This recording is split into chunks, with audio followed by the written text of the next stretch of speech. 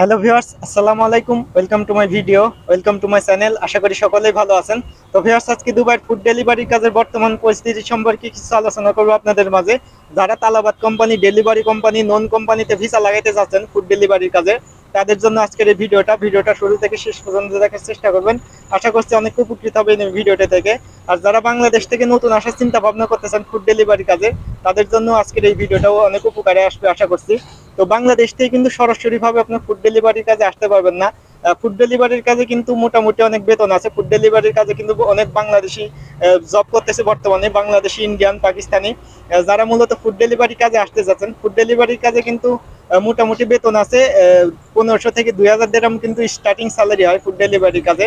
যারা এইসব কাজে আসতে যাচ্ছেন ফুড ডেলিভারির কাজে, ফুড ডেলিভারির কাজে কিন্তু বিভিন্ন ধরনের কোম্পানি আছে দুবাইতে।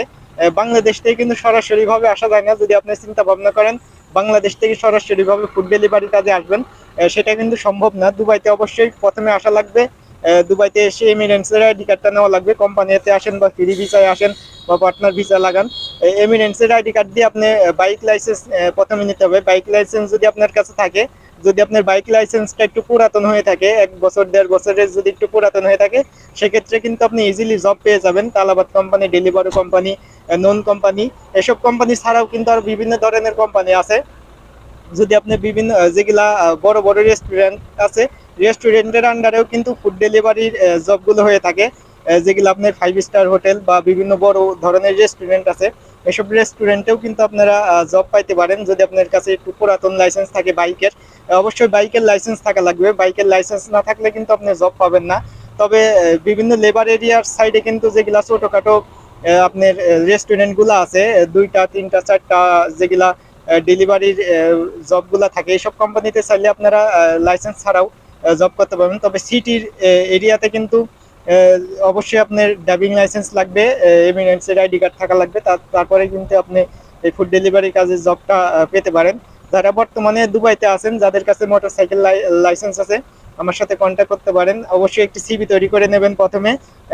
ফুড ডেলিভারির কাজে আপনার কেমন অভিজ্ঞতা আছে, আপনি বাংলাদেশে আগে জব করছেন কিনা ফুড ডেলিভারির।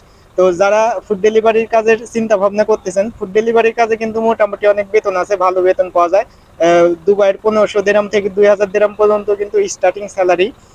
তবে অনেকেই মনে করতে পারেন ফুড ডেলিভারির যে ভিসাটা আছে, ভিসা বন্ধ আছে কিনা চালু আছে, এই বিষয়টা কিন্তু অনেকেরই অজানা হয়তো থাকতে পারে। তো বর্তমান সময়ে যদি আপনার কাছে লাইসেন্স থাকে, ফুড ডেলিভারির কাজ যদি আপনি করতে চান, মোটরসাইকেলের যদি লাইসেন্স থাকে, লাইসেন্সটা একটু পুরাতন হওয়া লাগবে।